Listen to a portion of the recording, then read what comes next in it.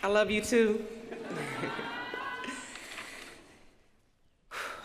Thank you, Rector Clement. To the Board of Visitors, President Ryan, university officials and staff, distinguished deans and faculty, family and friends, I'm honored to be here with you today. To the amazing graduates of the class of 2023, congratulations.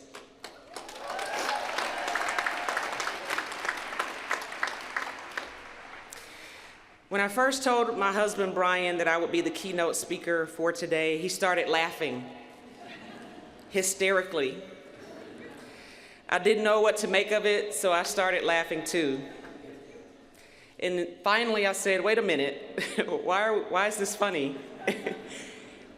And he just looked at me and said, God is hilarious, and just walked away.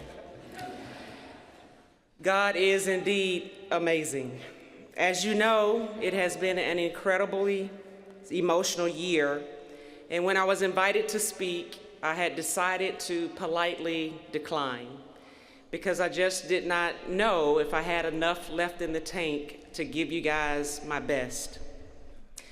But as fate would have it, I received a text from Deshaun Perry's mom, Miss Happy Perry, asking me if I thought the university would consider allowing her to stand in Deshaun's place today. I checked with the appropriate officials and found out that she could. When I called her back to tell her, I said, it's permissible, but are you sure you can do it? She paused and said, yes. He would be very proud of me, and I will power through to do it for him. It was in that moment that I knew I would be speaking today. This opportunity is more special than you will ever know.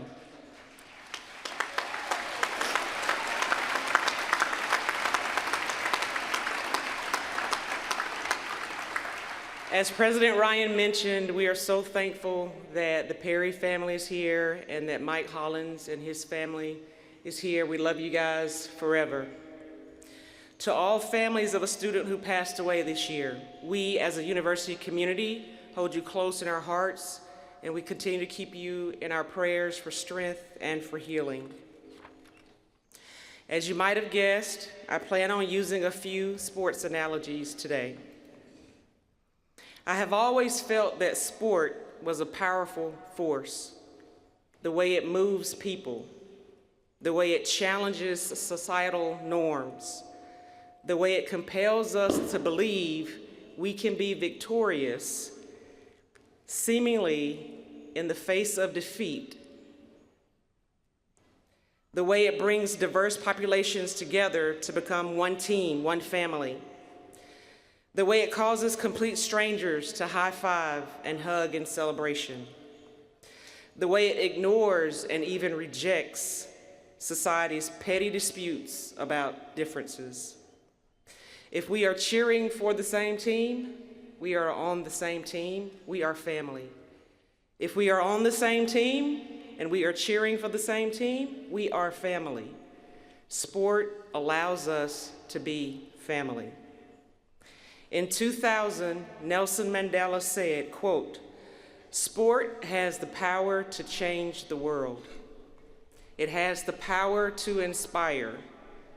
It has the power to unite people in a way that little else does. It speaks to youth in a language they understand," end quote. Most of what we do and learn through sports is easily transferable as a life skill. And I've learned enough through sports to fill volumes. But today, I want to share 2 lessons with you that I've learned through sport. But first, I want to tell you about a story I heard many years ago about a gentleman in Georgia whose mother and father had been slaves. The gentleman was born in 1888, and he was a laborer and a farmer who worked land owned by others. He was a man of faith. He was humble. He persevered. He was resilient. He had a great work ethic. He was internally motivated. He lived his life with great integrity. And despite his circumstances, he displayed a tremendous amount of empathy for those around him. He got married in 1910, and he and his wife had their first child in 1912. Faith, humility, perseverance, resilience, work ethic, internally motivated, integrity, and empathy. All qualities we want in a neighbor, a friend, and a citizen. I'll come back to that story. Lesson number 1, don't wait on someone else to validate who you are or what you can become. In life, there will be those who will doubt your abilities, create roadblocks for your dreams, maybe even demean who you are. There will be some that will attempt to relegate you to a place less than where you are destined to be. High school athletes who are college prospects are ranked by stars 1 through 5, with 5 being the best of the best. In the NFL, the pinnacle of professional football, there are more players who were once 3 stars than any other ranking. More 3 stars in the NFL than 4 and 5 stars combined. Why is that? It's because the 3 stars have a different type of hunger, and they do not allow the external to extinguish the internal. They use doubt as fuel. For me, and for each of you, the fire within us must burn greater than the fire around us. When I was 8 years old, and I remember this vividly, I was playing pickup basketball with a bunch of boys who were mostly older than me. And after a few games, one of the boys loudly proclaimed, "That little girl can play." I remember thinking, I know. You must believe in yourself first. You must believe in yourself first. If you want to follow a path that has been painstakingly paved by the sacrifices of others, follow it. If you want to blaze a new trail, blaze it. If you want to make a difference, make it. You get to decide. And when you decide, you will have opposition. Those who will attempt to fight you every step of the way. That's why you have 2 hands. One for the left uppercut, and one for the right cross. Figuratively speaking, of course. But when you bet on yourself, be prepared to fight for it. One of my favorite Emerson quotes, "What lies behind you and what lies in front of you pales in comparison to what lies inside of you." In context of 1 John, greater is the one in you than the one in the world. Even if circumstances bump you off your stride, even if you run into roadblocks, even if you fail from time to time, and you will fail because failure is a part of growth if you choose to grow from it. You already have within you what it takes to clear those hurdles. And please know that with every battle you win, you are preparing a path. With every hurdle you clear, you are making a way. In team sports, we know an individual can only excel when their teammates excel. True champions in sport and in life lift others up. We don't tear them down, not even our most bitter rivals. The athletes in the arena understand this. That's because there is a mutual respect for the natural instinct to pursue excellence. All of us have the right to pursue excellence. In 2022, on their way to their 2nd straight NCAA national championship, the UVA women's swimming and diving team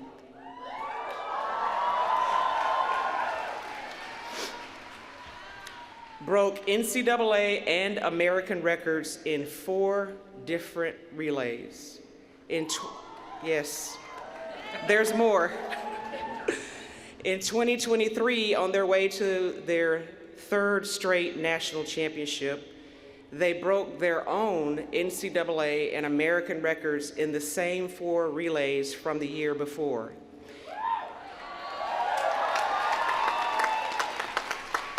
It didn't happen because one swimmer swam her personal best.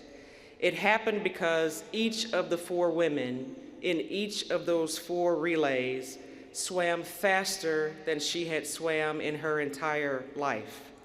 Every single one of them swam a personal best when it mattered the most. They did not chase success. They chased excellence, and they caught it. They believed in themselves, and they believed in each other. They did not wait for permission. They did not wait for validation. Whether it's in sports or not, whether it's as an individual or as a collective, what matters most is your motor, what's inside of you, the fire within. So that's number 1. Don't wait on someone else to validate who you are and what you can become. You decide. Number 2, display empathy. I purposefully chose the word display because it's not enough to simply have empathy. I don't have the words to explain the pain of this past November or the last 6 months, but I do know this to be an absolute truth. Every kind word, every kind gesture matters. You never know what someone is going through, but please know that an act of kindness can be the difference for someone. Empathy, a person's ability to understand and share the experiences of others. And maybe that's why it takes courage to display empathy. Maya Angelou once said, I think we all have empathy. We may not have enough courage to display it. We don't want to understand someone else's experiences, and we don't want to always share in someone else's experiences because we know some experiences come with great pain and great sacrifice. In other words, it takes courage to show that you care about the suffering of others. My faith requires it of me, and it's part of my DNA. I could not change it if I wanted to. The best sports analogy I have for empathy is really not a sports example. It's an example of humanity. On the night of November 14th, 2022, in this very space we occupy this morning, thousands of students, faculty, staff, and community members came together in a show of empathy I have never seen before in person and will probably never see again. Nothing else mattered. Not race, not religion, not socioeconomic status, not political party, not policy differences. Without one spoken word, the people of this community said, in unison, in their movement and their spirit, we care about each other. Please do not forget what we've been through together, and may it compel you to show you care about the suffering and the experiences of others. You are the ones responsible for that vigil. You, students, you are bright and shining examples of the best we have to offer. We need your courageous spirit. We need your innovation. We need your creativity. We need your stubbornness. We need your toughness, your brilliance, your grit, and we need your compassion. We need each of you, and we need all of you. Display empathy. So 2 things. Don't wait on someone else to validate who you are and what you can become, and display empathy. I'd like to close by revisiting the story of the gentleman from Georgia. As you can imagine, he had a challenging life, but he was a fighter. He never compromised his faith, his integrity, his work ethic, his humility, his resilience, his empathy for others. A life that saw him and his wife, and you're gonna think I'm misspeaking right now, but I'm not. He and his wife brought 19 children into this world, instilling in those children those same values. The last of those 19 children was a baby boy born in 1934, who, to no one's surprise, displayed those same values as his father. After serving his country, that son worked and retired as a custodian, and he and his wife instilled those same values in their 2 children. One of those 2 children stands before you today as your speaker.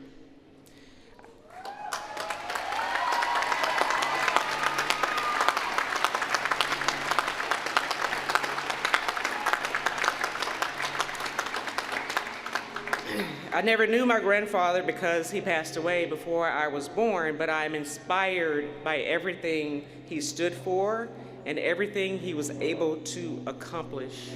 I often think about my grandfather and my dad and the heartbreak of untapped potential. We are inspired by some people because of what they do. We are inspired by others because of who they are. The people who inspire me have both. I am inspired by individuals because of who they are and what they do. The people who inspire me are from all walks of life: poor, rich, brown, black, white, Christian, non-Christian, Democrats, Republicans, independents, college graduates, non-college graduates, centered, marginalized, and so on. The people who inspire me are as diverse as the people I hope to serve, as diverse as the people I hope to lead, as diverse as the people I hope I inspire. Serve, lead, inspire. Serve, lead, inspire. Championship level service serves all. Championship level leadership leads everyone.